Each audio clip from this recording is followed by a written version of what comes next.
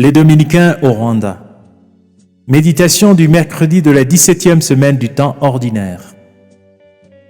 Il va vendre tout ce qu'il possède et il achète ce champ. Chers frères et sœurs, loué soit Jésus à jamais. En ce mercredi de la 17e semaine du temps ordinaire, année liturgique B, Jésus nous présente deux paraboles.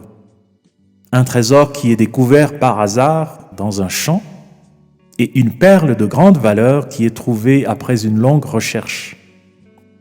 À travers ces deux paraboles, Jésus veut nous révéler que le royaume des cieux est le trésor qui vaut plus que toutes les autres richesses de ce monde.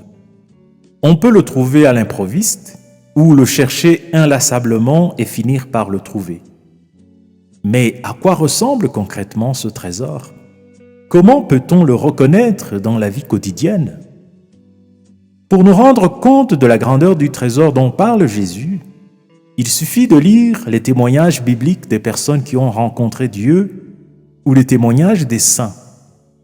Par exemple, dans la première lecture d'aujourd'hui, le livre de l'Exode nous dit que le visage de Moïse rayonnait de lumière depuis qu'il avait parlé avec le Seigneur sur la montagne du Sinaï. Après avoir transmis aux fils d'Israël les ordres qu'il avait reçus de Dieu, il retournait parler avec le Seigneur. Il était complètement transformé.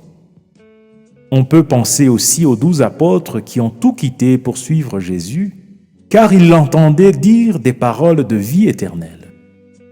Que dire des saints qui ont lu les évangiles avec un cœur ouvert et ont été tellement frappés qu'ils se sont convertis à Jésus? Jusqu'à l'heure actuelle, des personnes se convertissent à Dieu de plusieurs manières. Une parole édifiante lue dans la Bible, une prière qui éclaire le cœur comme un rayon de lumière, une rencontre ordinaire mais très enrichissante, une présence mystérieuse et bienveillante, une main invisible qui te tire de la boue, une voix douce qui te rassure, etc. Frères et sœurs, Jésus nous dit que nous pouvons découvrir ce trésor qui vaut plus que l'or. Nous y arriverons si nous apprenons à être entièrement présents à ce que nous faisons. Quand nous travaillons, quand nous parlons avec les gens, quand nous posons des gestes de miséricorde, et surtout quand nous prions et quand nous lisons ou écoutons la parole de Dieu. Une autre bonne habitude à pratiquer, c'est de se retirer des affaires quotidiennes et avoir un cœur à cœur avec Dieu. Ce sont autant de rendez-vous où Dieu ne manquera jamais, car le ciel et la terre sont remplis de sa gloire. Prions. Seigneur Dieu, tu es venu nous révéler que ton royaume est notre vrai trésor. Donne-nous la grâce de la persévérance afin que nous puissions découvrir et rester attachés aux choses qui comptent vraiment, ta présence multiforme au milieu de ton peuple.